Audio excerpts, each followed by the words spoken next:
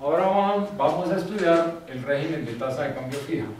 Recordemos que vamos a analizar tres aspectos. Primero, cómo se determina la tasa de cambio nominal. Segundo, la interrelación entre el mercado cambiario y el monetario. Y tercero, si hay necesidad o no de un control de cambios.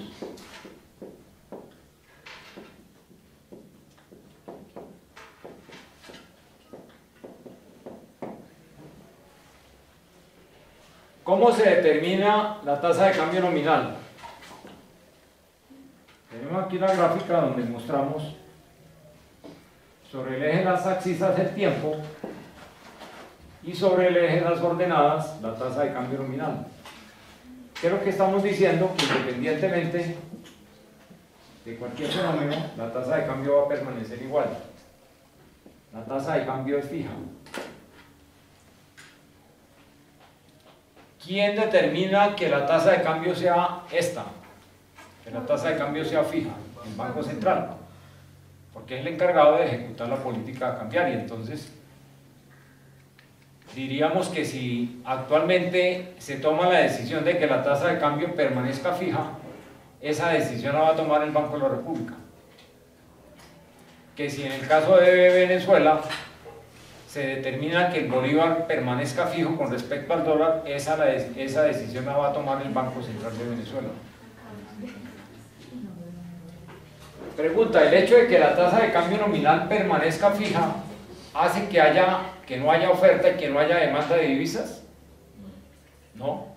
La demanda y la oferta de las divisas permanecen en el país. ¿Por qué? Porque si el país tiene operaciones comerciales y financieras con el exterior, tiene oferta y demanda. Lo que pasa es que aquí diríamos que la oferta, independientemente del nivel de la oferta, vamos a tener siempre la misma tasa de cambio, e independientemente del nivel de la demanda vamos a tener la misma tasa de cambio.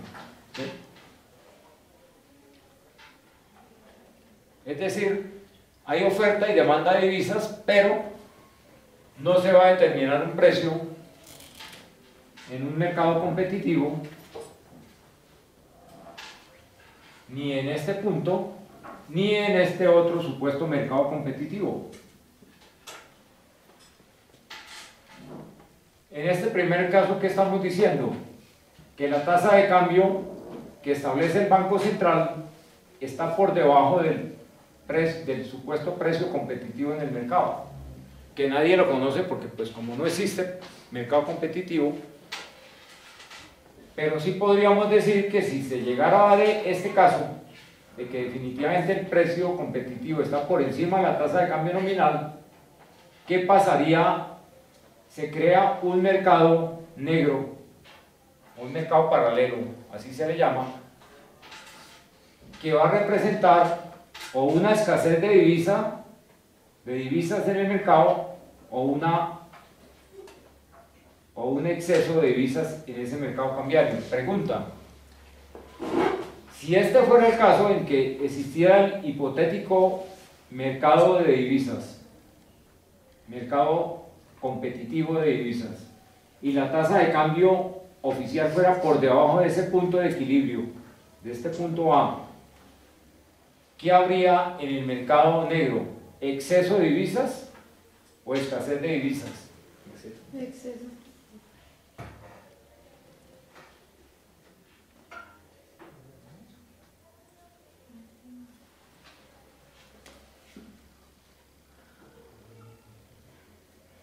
¿Qué implica la diferencia entre el punto B y el punto C? ¿Qué hay que? La tasa de cambio nominal es más baja. Escasez de divisas. ¿Por qué? Porque la gente querría, dado si existiera el mercado competitivo, desearía a ese precio demandar Q1, pero solamente puede mandar Q0. Es decir, habría escasez del mercado de divisas. Habría más deseo de comprar más divisas a ese precio de lo que realmente se puede hacer dada esa tasa de cambio. Mientras que si la situación es esta, digamos el punto D, que muestra el supuesto mercado competitivo que existiría si no hubiera tasa de cambio nominal. Aquí se presentaría, dada la tasa de cambio que realmente se presentaría un exceso de divisas. La gente querría a esa tasa de cambio ofrecer más, supongamos, vamos a trasladar esta curva más allá. La gente desearía ofrecer Q2, pero el mercado solamente está ofreciendo Q1, está demandando Q1, perdón. ¿Sí? La gente querría ofrecer Q2, pero el mercado solamente demanda Q1, es decir, hay exceso de divisas en ese mercado. Pero vuelvo y repito, lo que uno ve cuando hay tasa de cambio fija es que simplemente hay oferta y demanda. Y dada esa oferta-demanda, el Banco Central dice, mire, esta es mi tasa de cambio nominal. Y la tasa de cambio nominal va a permanecer así, fija durante un determinado periodo de tiempo.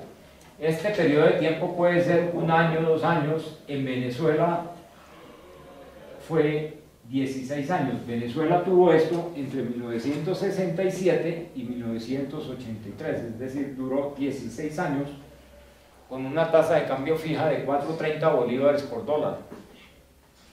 Otro caso de un cuasi vecino nuestro, Argentina, tuvo tasa de cambio fija de 1 peso argentino por $1 entre 1991 y el 2001.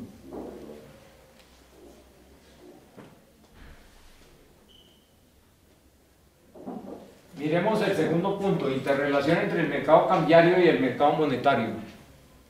Pregunta, si la tasa de cambio va a ser la misma durante 2-3 años, inclusive podría ser más, los bancos comerciales, ¿habría alguien interesado en comprar ese activo, comprarlo hoy para venderlo mañana y obtener una ganancia? No, porque simplemente no hay ganancia, porque es el mismo valor, es la misma tasa de cambio. Entonces, ¿quién será el único agente económico que está interesado o que por obligación entra a comprar y a vender todas las divisas? El Banco Central. ¿Eso qué quiere decir? Que toda operación cambiaria, llámese exportaciones, llámese reintegro por endeudamiento externo, reintegro por inversión extranjera, siempre va a mostrar al Banco Central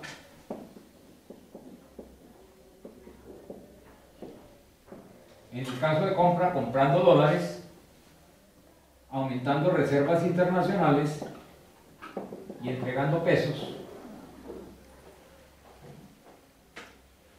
Y aquí como un intermediario a un banco comercial que, como lo dije, sirve simplemente como intermediario entre esta persona que es el exportador que recibe dólares, se los entrega a un banco comercial, pero para que éste se lo entregue al Banco Central. Pero el que realmente compra los dólares es el Banco Central. El Banco Comercial no, inclusive se le prohíbe mantener dólares porque pues no tiene sentido, porque el banco comercial no va a tener absolutamente ningún interés en mantener un activo que no le va a cambiar el precio. ¿Sí? ¿Qué cobran? ¿Qué se ganan los bancos comerciales cuando hay tasa de cambio fija y sirven de intermediarios? Simplemente cobran una comisión por la operación de intermediación entre el exportador y el Banco Central. ¿Qué implica desde el punto de vista monetario entonces cualquier operación cambiaria que se haga en este régimen? Implica aumento del dinero que crea el Banco Central, es decir, aumento de la base monetaria. Y al aumentar la base monetaria, recordando una clase anterior, dado un multiplicador monetario X, aumenta necesariamente la cantidad de dinero que existe en la economía. Por eso, este segundo punto nos representa de interrelación entre el mercado cambiario y monetario. Decimos que hay una interrelación plena entre el mercado cambiario y el mercado monetario, porque toda operación cambiaria necesariamente implica intervención del Banco Central. Y si necesariamente implica intervención del Banco Central, en la compra de dólares hay una emisión de dinero. ¿Sí? Siempre que se afecte el mercado cambiario, necesariamente se afecta el mercado monetario.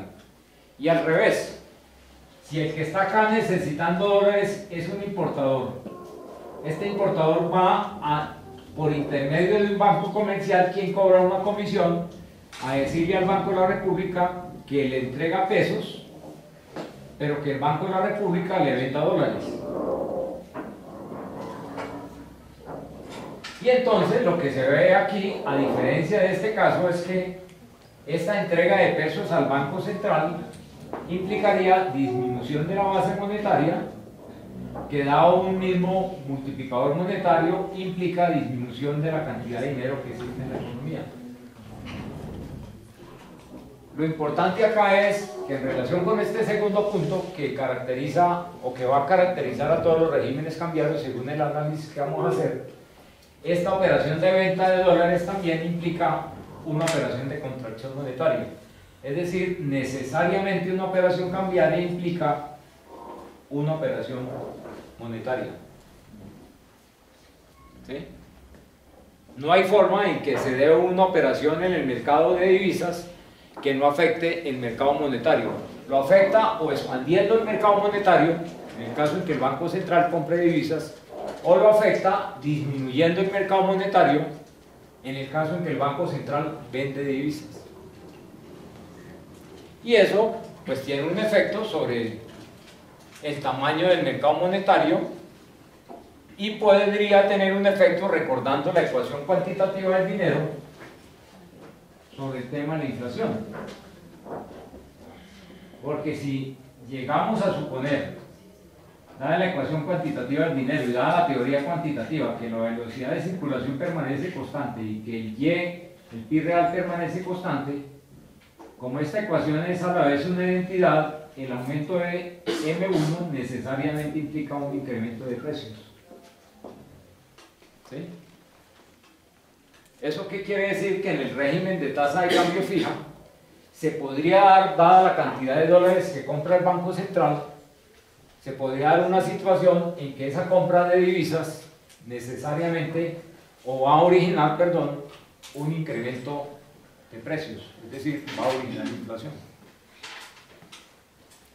Situación que no teníamos en el régimen de tasa de cambio flexibles limpia. ¿Por qué? Porque el Banco Central no interviene.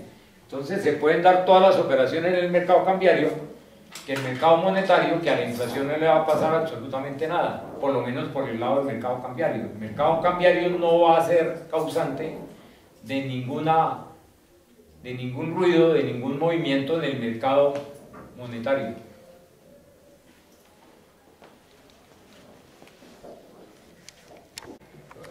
Bueno, reiniciamos nuestro tema de regímenes cambiarios. En la clase anterior habíamos visto,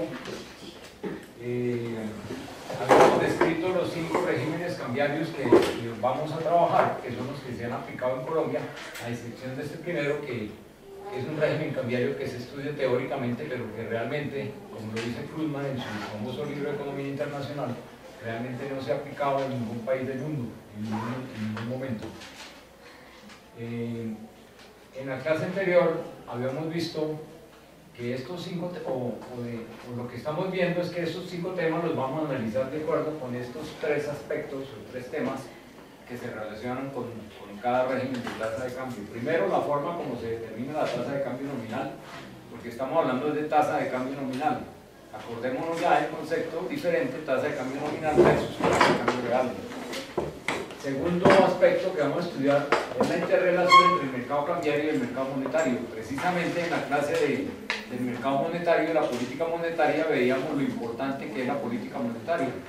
Entonces, si un banco central logra desligar el tema cambiario, compra-venta de dólares, del tema monetario, pues logra mucho en el control de la parte monetaria. Y precisamente en la continuación del régimen de tasa de cambio fija vamos a ver por qué la importancia entre esa interrelación cambiaria y monetaria. Y el tercer tema, que también lo vamos a estudiar en el tema de régimen de tasa de cambio fija, vamos a mirar la necesidad que tenemos o que tiene el Banco Central de establecer un control de cambios que vaya con el régimen cambiario que haya establecido. Entonces, retomamos el tema de tasa de cambio fija. Ya habíamos dicho que la tasa de cambio fija se caracteriza porque durante un determinado periodo de tiempo, normalmente largo, la tasa de cambio nominal permanece fija. Decíamos en la clase anterior que este fue el caso de Venezuela, que entre 1967 y 1983 mantuvo una tasa de cambio fija de 4.30 bolívares por dólar. Y decíamos también en la clase anterior que el otro caso a nivel latinoamericano importante fue el de Argentina, que mantuvo tasa de cambio fija, un peso argentino por un dólar durante el periodo 1991-2001, en la época en que gobernó a Argentina Carlos Menem y que tuvo como ministro de Hacienda en bastante de este periodo a un señor Cavallo. En el caso colombiano lo estudiamos porque también hemos tenido, por allá en la década del 50, tuvimos periodos de 2 o 3 años donde teníamos la tasa de cambio fija, es decir, se daban 2 pesos por un dólar o se daba 1.50 por un dólar. Y había, por decisiones de lo que en ese momento se llamaba la Junta Monetaria, aunque en esa época no había Junta Monetaria, sino Junta Directiva, en el 63 la Junta Directiva se deja llamar Junta Directiva del Banco de la República a llamarse Junta Monetaria.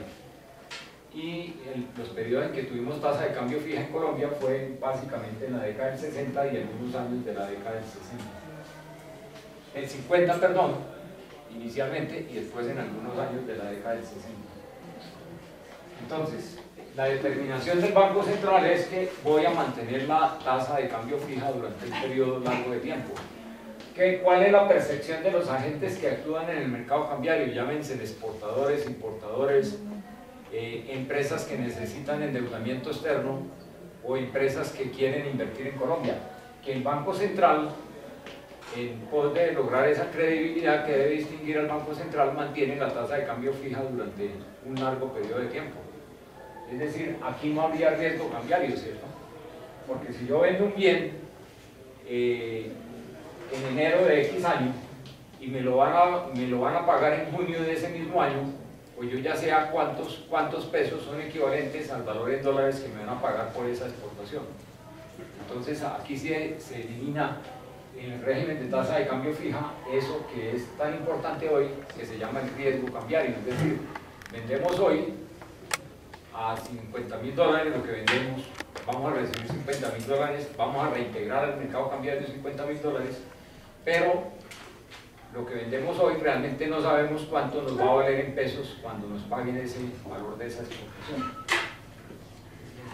La interrelación entre el mercado cambiario y el mercado monetario aquí sí es muy importante. ¿Por qué? Porque, como decíamos en la clase anterior, el único ente, la única empresa, la única entidad que está interesada en comprar y vender al mismo precio es el Banco Central. Aquí no va a haber ningún banco comercial que vaya a estar interesado en comprar y vender al mismo precio. ¿Por qué? ¿Qué sentido tiene comprar en septiembre del 2016 a 3.000 pesos el dólar para vender dentro de un año a 3.000 pesos el dólar? Entonces, a los bancos comerciales no les interesa el tema de la compra-venta de dólares porque pues, es el mismo precio, y a los bancos les interesa, lógicamente, como empresas privadas, es obtener una ganancia. Recordemos entonces cómo actuamos en este régimen. Se trata de una exportación, el exportador recibe unos dólares, vamos a suponer $100, la tasa de cambio fija es de 200 pesos por dólar, es decir, el banco comercial le va a tramitar la operación ante el Banco de la República, el Banco de la República recibe los $100 y entrega, porque la tasa de cambio es la misma, la del Banco de la República, que la que pues debe tramitar el banco comercial como intermediario el equivalente a 300 pesos por cada dólar, que nos daría ¿cuánto? 20.000 pesos. 20.000 pesos, ¿cierto? Entregamos 20.000 pesos. El Banco Central entrega 20.000 pesos por la compra de los dólares. ¿Qué pasa acá? Que se incrementa las reservas internacionales, ¿cierto? Es decir, hay un aumento de un activo que es muy importante para todo Banco Central y para todo el país, para todos los países, que se llama reservas internacionales. Pero aquí se crea un pasivo, y ahí es donde podría venir un problema, que se crea dinero, porque el banco, como lo vimos en la clase del mercado monetario, crea dinero en la medida en que compra reservas internacionales, en que compra divisas. Esos 20.000 pesos van a ir como base monetaria aumentando por el multiplicador monetario que corresponda, que esté en esa fecha, y eso nos da un nivel de M1. Entonces, ¿qué pasa? Si un país se llena de reservas internacionales, podría darse un fenómeno inflacionario, en el sentido de que el M1, dada la velocidad de circulación constante, y dado que el PIB real no responda, pues el crecimiento de M1 se puede ir únicamente en precios. Pero aquí vale la pena preguntarnos lo siguiente. En nuestro ejemplo estamos diciendo que el exportador vende 100 dólares, o que lo que vende le vale 100 dólares, pero lo que vende, recuerden ustedes que es una cantidad que se exporta, la cantidad real de bienes que se exportan por un precio. Entonces, ¿qué pasa? Si hay incremento de exportaciones que implican incremento de reservas internacionales y que implican incremento de base monetaria y por lo tanto de M1, si lo que hace incrementar ese valor de las exportaciones es el precio que logra ese producto en el exterior, es muy probable que ese crecimiento de reservas, crecimiento de base monetaria, crecimiento de M1 se vaya en crecimiento de precios. ¿Por qué? Porque estamos diciendo precisamente que lo que origina el incremento de exportaciones, el aumento de las exportaciones de un periodo a otro, es el incremento de precios. Para nada estamos diciendo, en este primer caso, de que se esté incrementando las cantidades que se exportan al exterior. Entonces, aquí tendríamos muy seguramente que aceptar la teoría monetaria de que el crecimiento de M1, como consecuencia del crecimiento de las reservas internacionales, puede ser inflacionario. Pero si, por decir algo, Ecopetrol descubre un pozo y en lugar de vender de explotar y de exportar 1 millón de barriles diarios, vende 2 millones de barriles diarios, y el precio en el mercado del petróleo sigue siendo el mismo, pregunta, ¿ese incremento de dólares que se da en el país, es decir, de reservas internacionales, va a ser inflacionario? No. ¿Por qué? Porque estamos diciendo precisamente que lo que estamos incrementando es el Q, y el Q de exportaciones es el Y de acá de esta ecuación cuantitativa del dinero. Es decir, aquí estamos diciendo que la economía está creciendo porque Ecopetrol ya no obtiene 1 millón de barriles diarios para vender al exterior, sino que vende 2 millones de barriles diarios, que es lo que produce.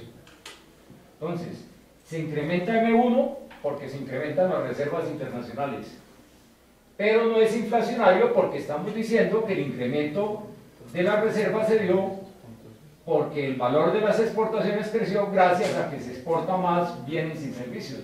En este caso, se exportan más barriles de petróleo al resto del mundo. Entonces, el crecimiento de M1, que se origina por el crecimiento de reservas internacionales, va a ser exactamente el crecimiento en Y, es decir, el PIB real. Y los precios deben permanecer constantes. ¿Sí? Ahora, si estamos en régimen de tasa de cambio fija, mirando únicamente el tema de reservas internacionales, ¿es malo para un país que persistentemente se incrementen las reservas internacionales? No, es muy bueno. China no debe estar nada disgustada, las autoridades de China, porque allá tienen más de 3 billones de dólares de reservas internacionales, es decir, más de 3 millones de millones. Para un país es muy bueno que tenga un nivel de reservas muy alto. El problema en el régimen de tasa de cambio fija, o en el régimen que corresponda, es que ese crecimiento de reservas genere un crecimiento excesivo de base monetaria que rebase el crecimiento del PIB real y por lo tanto genere presiones inflacionarias.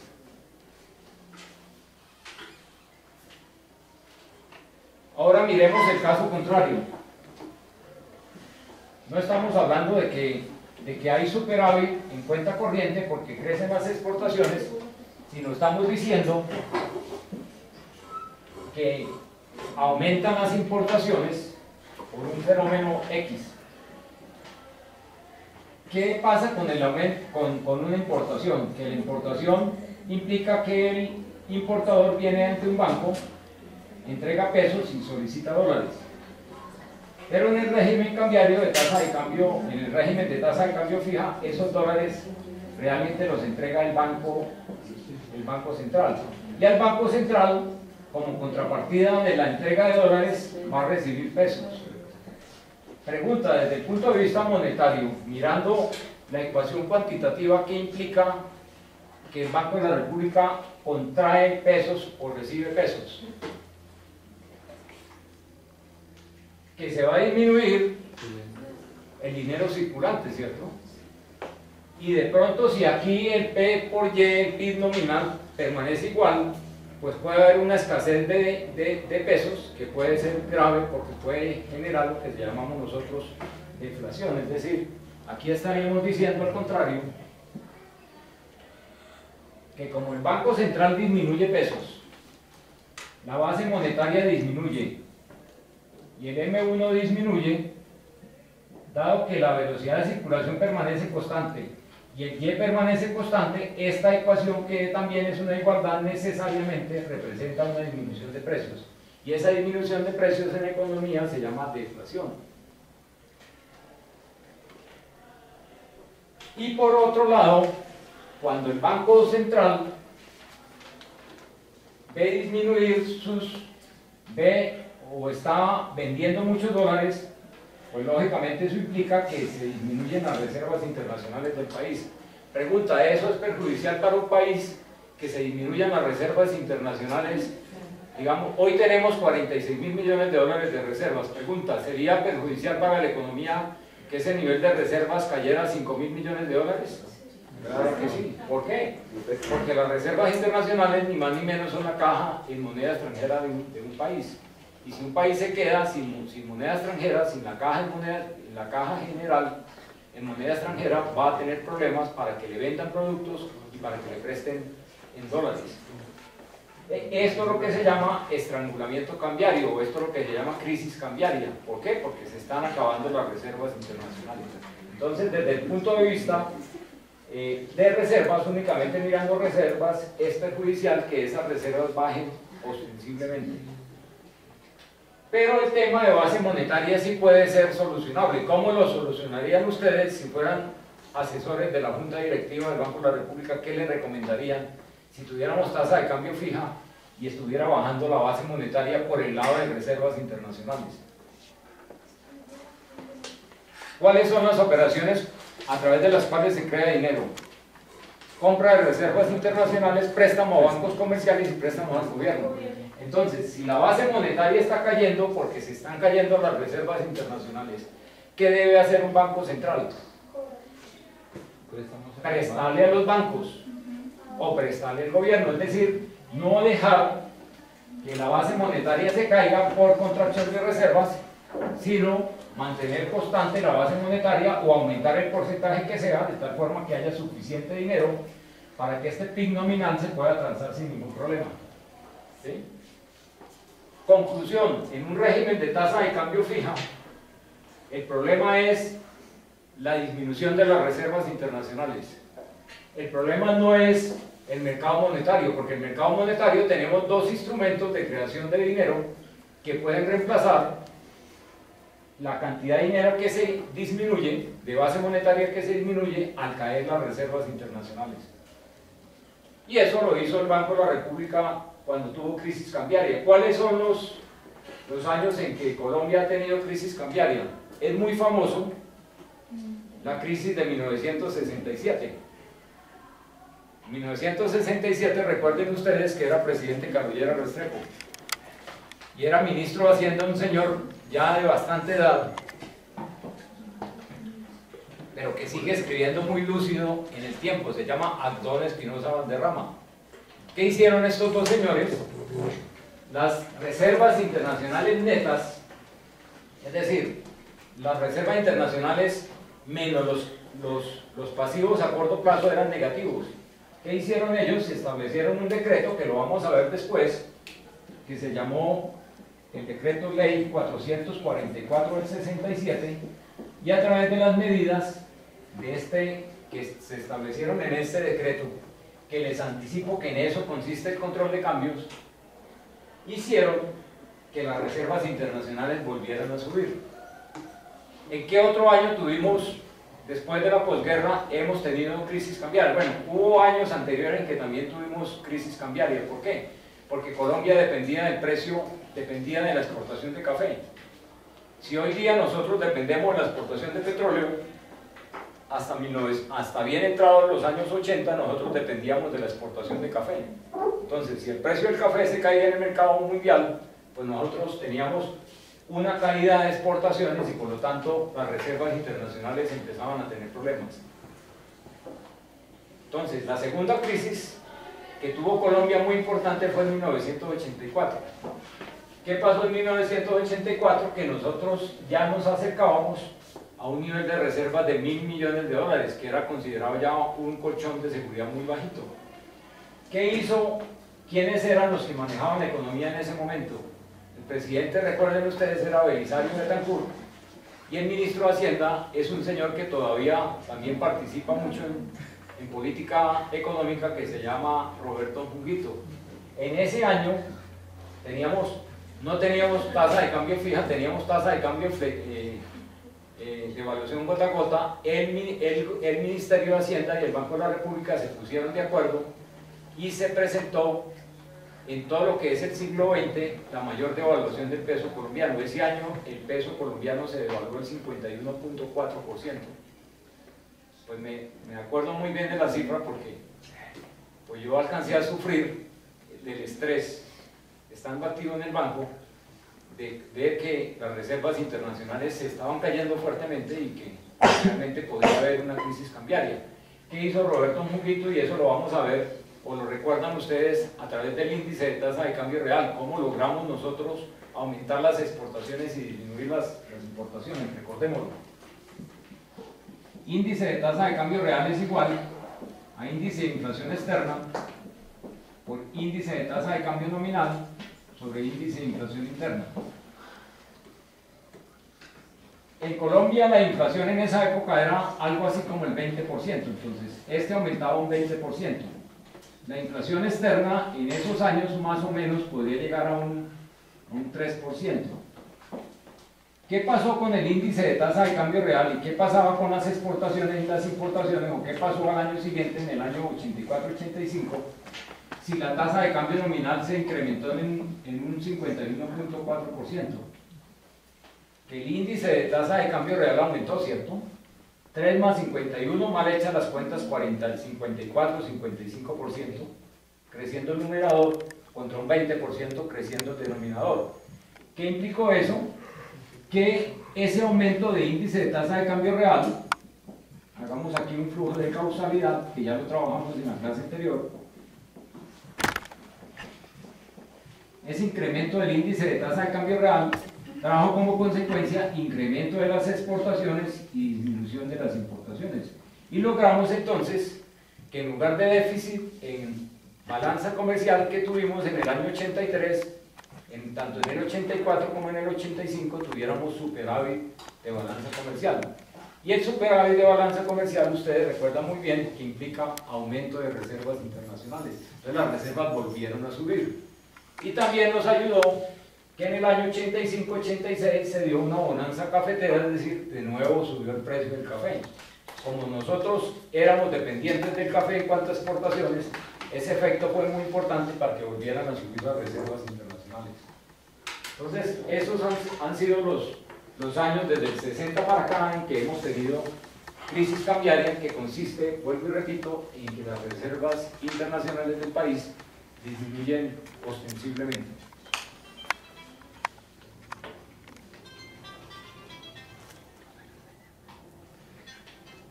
Ahora, miremos el tema de control de cambios. ¿Qué es control de cambios? ¿Qué les dice a usted la palabra control? El Banco Central entra a intervenir en el mercado cambiario. ¿Cómo interviene? Así haya tasa de cambio fija, nosotros decíamos que hay una oferta y hay una demanda, ¿cierto? ¿Qué pasa en un régimen de tasa de cambio fija cuando la oferta es superior a la demanda? ¿Qué pasa con las reservas internacionales? ¿Compramos? La oferta es superior a la demanda. ¿Qué pasa con las reservas? Se compran las reservas, es decir, aumentamos reservas, ¿cierto? Entonces, digámoslo acá. No hacemos gráfica porque como realmente no hay mercado cambiario que se pueda graficar pendiente positiva oferta, pendiente negativa demanda, porque es tasa de cambio fija, entonces no hablamos de la gráfica, que sí la vamos a trabajar posteriormente. Si hay mayor oferta que demanda, ¿qué ocurre? Que se incrementan las reservas internacionales.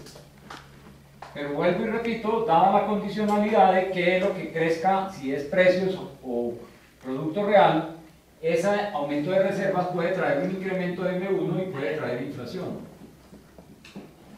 Entonces, ¿qué hace? Si creamos un control de cambios, o si el Banco Central tiene control de cambios, ¿qué tratarían ustedes de hacer en relación con la oferta? ¿Disminuirla o aumentarla? ¿Y qué harían con relación a la demanda? ¿Disminuirla o aumentarla? El problema es que se están creciendo, vuelvo y repito, las reservas internacionales mucho, y tenemos que ajustar de que no crezcan tanto, que por el contrario disminuyan. ¿Qué harían entonces con la oferta? ¿La tratarían de aumentar o de disminuir? De disminuir la oferta, ¿cierto? Entonces lo que hacemos a través de política de control de cambios o de un control de cambios es tratar de disminuir la oferta y de aumentar la demanda. ¿Sí? Y así trataríamos de equilibrar oferta y demanda de tal forma que el nivel de reservas internacionales crezca o no crezca dependiendo de lo que sea el objetivo del Banco Central. Pero en todo caso que se elimine que la oferta sea excesiva en relación con la demanda. Por ejemplo, para producir la oferta, ¿cómo controlaría el banco? Por ejemplo, también el mercado negro. Vamos a ver. Muy buena pregunta porque eso implica que tiene la lógica de lo que se está exponiendo.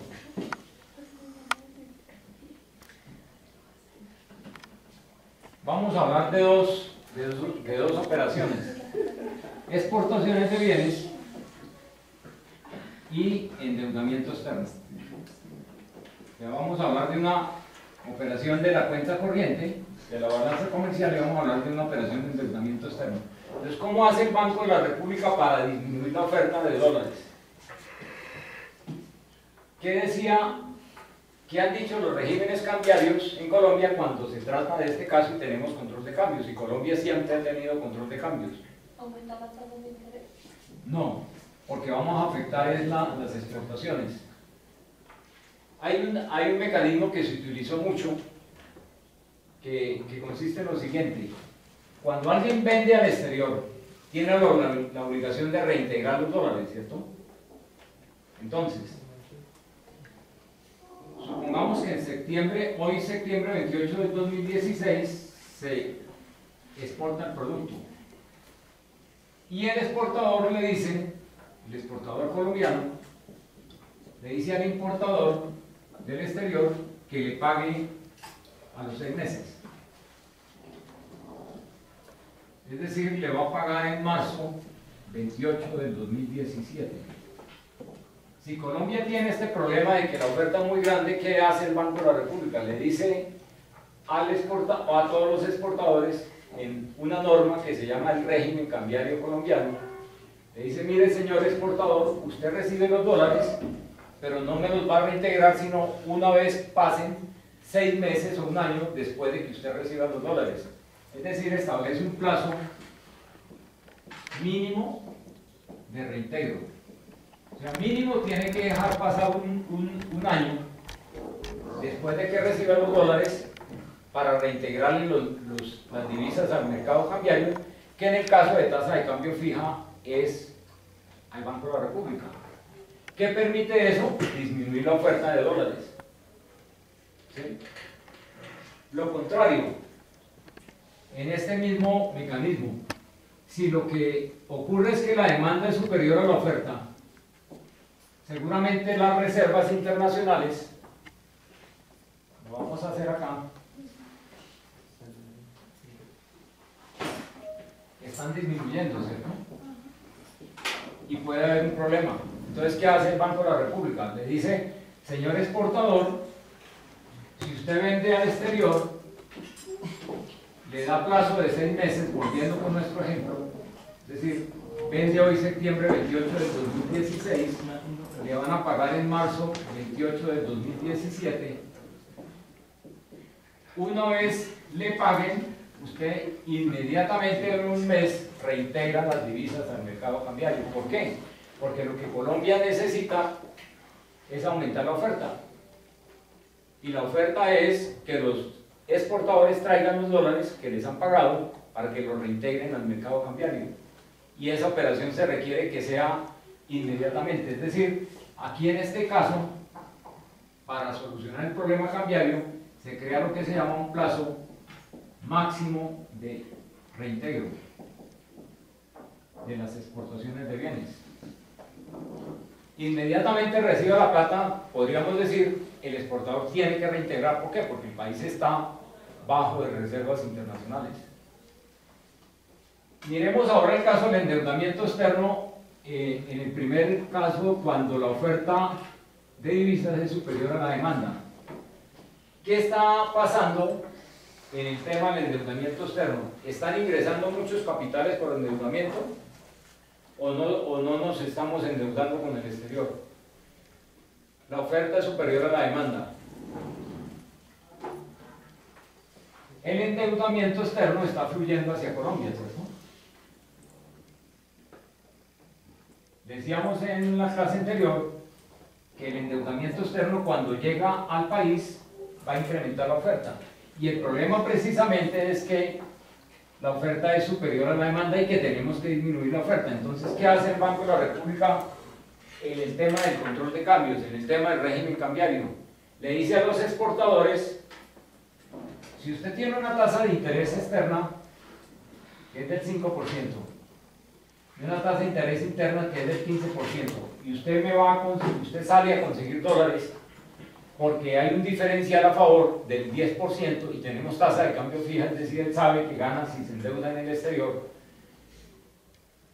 yo le permito traer los dólares, pero antes de que me reintegre esos dólares, usted, señor, usted, empresa colombiana que se endeuda en el exterior, a través de un banco comercial, porque recuerden que nunca un banco central hace operaciones directamente con las empresas que sean diferentes a bancos, le dice, señor, ustedes empresa van ante un banco comercial y el banco comercial me entrega la plata y me constituye un depósito por un valor de tal forma que este diferencial entre tasa de interés interna y externa se elimina. Los del Banco de la República hacen el cálculo y determinan cuál es el valor en pesos que se debe congelar acá si la empresa sigue insistiendo en traer endeudamiento externo. Lo importante es que ese diferencial de tasas de interés, de costos de capital entre el exterior y el país se elimine. ¿Qué pasa con la oferta en ese caso? Pues que la oferta va a disminuir y se logra el propósito del Banco Central. Entonces, en eso consiste el tema del control de cambios, que, vuelvo y repito, se ejecuta a través de lo que llamamos nosotros hoy día el régimen cambiario colombiano. ¿Cuál es el régimen cambiario colombiano actual en Colombia? Es la resolución 8 externa de la Junta Directiva del Banco de la República del año, resolución 8 del año 2000. Entonces, si ustedes quieren conocer cuáles son las normas cambiarias que deben cumplir exportadores, importadores, empresas que se quieren endeudar en el exterior, empresas que quieren recibir inversión extranjera, tienen que ir a la resolución 8 y ahí está lo que tiene hoy día Colombia como régimen cambiario. Eso es lo que yo aspiro que el año entrante en Calle 100 haya un seminario sobre el régimen cambiario colombiano. Entonces vamos a intentar montar un seminario donde se hable del régimen cambiario colombiano, todas las obligaciones que tienen estas personas que mencioné, exportadores, importadores, personas que actúan en préstamos internacionales, inversiones internacionales, en lo que hace referencia al Banco de la República. Ya hicimos el contacto, ya la DIAN también va a colaborar porque la DIAN tiene un papel muy importante acá. El régimen cambiario colombiano, si no se cumple, tiene una sanción, ¿cierto? Y esa sanción la impone la DIAN. Entonces también va a participar la DIAN. Y vamos a tratar de adicionarle un tema que también es fundamental, y es qué pasa con todo este juego y las reservas internacionales. ¿Y qué son reservas internacionales? ¿Cuáles son las políticas de manejo de las reservas internacionales? Es decir, la idea es hacer un seminario donde este tema básico de economía internacional pues quede fortalecido en la parte cambiaria, porque es una de las deficiencias que tienen los profesionales de economía, de comercio exterior, todo lo que tenga que ver con el tema cambiario. Miremos un ejemplo para terminar este tema del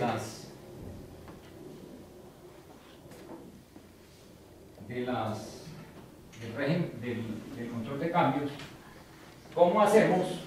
Decíamos que si el problema es que la oferta es superior a la demanda, hay que disminuir la oferta, ya dimos el ejemplo cómo. O aumentar la demanda. ¿Cómo hace un régimen cambiario para que se incremente la demanda en ese mercado? ¿Qué se les ocurre en relación con las importaciones? ¿Cómo se incrementa la demanda en un país a través de importaciones en ejecución de una política de control de cambios? Subirle el interés al producto nacional, que sea más barato que el extranjero. Incentivar por aranceles. A través del arancel, exacto. O sea, aquí estaríamos hablando de que el arancel tiene una doble función, el arancel tiene triple función inclusive. Es instrumento de control fiscal porque le implica un ingreso de pesos al gobierno colombiano. Una segunda utilización es que el arancel es un instrumento de política comercial, es decir, a través de un arancel alto o bajo podemos controlar que lleguen ciertas importaciones y que no lleguen otras importaciones. Pero también es un instrumento de control cambiario. ¿Por qué? Porque si lo que necesitamos es aumentar la demanda de las importaciones y por decir algo hay un arancel del 50% con respecto a la importación de carros, pues ¿qué debe hacer el Banco de la República conjuntamente con la DIAN? Porque esto lo hace conjuntamente con el gobierno, para que haya incremento de importaciones de carros, pues disminuya el arancel, es decir, los impuestos que se pagan por los carros que se traen del exterior. ¿Sí? Entonces, por eso les decía que esto de los aranceles, es decir, los impuestos sobre las importaciones, tienen un triple objetivo: instrumento de política fiscal, instrumento de política cambiaria, instrumento de política de comercio exterior. ¿Qué hacemos con relación al endeudamiento externo si lo que tenemos que es aumentar la demanda de las divisas? ¿Qué proponen ustedes? ¿Cómo? ¿Qué hacemos en relación con el endeudamiento externo si lo que tenemos es que aumentar la demanda de las divisas?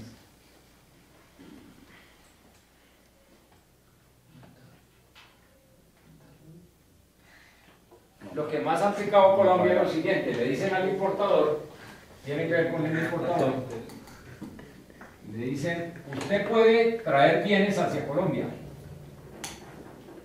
pero como tenemos que aumentar la demanda, usted no me puede pedir financiamiento en el sector externo. Es decir, todo lo que trae por importación inmediatamente me lo paga. ¿Por qué? Porque necesitamos que haya incremento de demanda. Y ustedes saben que lo que hacen los importadores en el mercado cambiario es incrementar la demanda.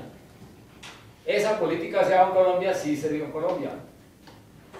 Por allá en los años 80 y qué les digo yo, 87, 88, la Junta Directiva La Junta Monetaria, perdón, en ese momento la Junta Monetaria determinó que todo aquel que trajera importaciones tenía que pagarlas inmediatamente, es decir, se eliminó la financiación de importaciones. Inclusive esa norma era aplicable a las mismas importaciones del Banco de la República, porque hubo una discusión, un debate sobre si esa norma era aplicable a las importaciones propias del Banco de la República. Porque el banco importa, ¿cierto? ¿Qué importa el banco? Digamos, maquinaria para hacer billetes, maquinaria para hacer monedas. Y algo que es muy importante que importa es el papel con que se hacen los billetes. Ese papel no se hace aquí en Colombia. En ese momento también se importaban los billetes de alta denominación. Hoy día no, hoy día todos los billetes se hacen en Colombia. Pero en ese momento era el Banco Central de Inglaterra, el Banco de Inglaterra el que hacía los billetes de alta denominación de la época. Y eso era una importación y tenía un costo. Hoy día los billetes, vuelvo y repito, los hacemos acá, pero el banco tiene que importar el papel, porque es un papel de seguridad que aquí no se consigue. Traía computadores, bueno, en esa época no había muchos computadores, traían material para hacer las monedas, digamos, si no había cobre, pues se traía cobre de Chile, etc. Entonces tenía su propio departamento de comercio exterior. Y al banco se le obligó también a que todo lo que se traía inmediatamente lo tenía que pagar, porque la norma era para todos, ¿no? Y por la casa tenía el banco que empezar a dar ejemplos. Si había la necesidad de pagar inmediatamente las importaciones para incrementar la demanda, entonces no había financiación. Por eso el tema de que aquí se puede aplicar el endeudamiento externo. Lo otro podría ser, pero no se ha aplicado mucho, en decirle al gobierno, usted no se puede endeudar más allá de 1 o 2 años, pero realmente pues es una norma que se podría inventar, pero que nunca se ha aplicado realmente en el país.